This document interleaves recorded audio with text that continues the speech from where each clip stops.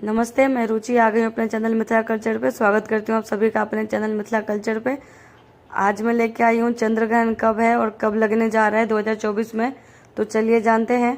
18 सितंबर को साल का दूसरा चंद्र ग्रहण है। सूतक काल लगेगा या नहीं, भारत में यह चंद्र ग्रहण दिखाई देगा या नहीं, इसका सूतक काल मान्य होगा या नहीं, बहुत से लोगों के मन में ये बातें चल रही होगी। ज्योतिषाचार्य डॉक्टर अरुणेश कुमार शर्मा ने आगामी चंद्र ग्रहण पर विस्तार से जानकारी दी है। ज्योतिषविद ने बताया है कि यह चंद्र ग्रहण मीन राशि में लगने वाला है।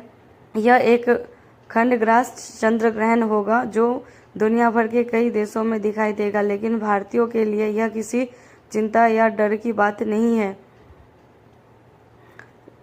कब लगेगा चंद्र ग्रहण? साल का दूसरा चंद्र ग्रहण बुधवार 18 सितंबर को लगने जा रहा है। भारतीय समय अनुसार यह सुबह 6:12 से शुरू होगा और सुबह 10:17 तक रहेगा। साल का दूसरा चंद्र ग्रहण भारत में दिखाई नहीं देगा। ये चंद्र ग्रहण दक्षिणी अमेरिका, पश्चिमी अफ्रीका और पश्चिमी यूरोप के देशों में दृश्यमान होगा।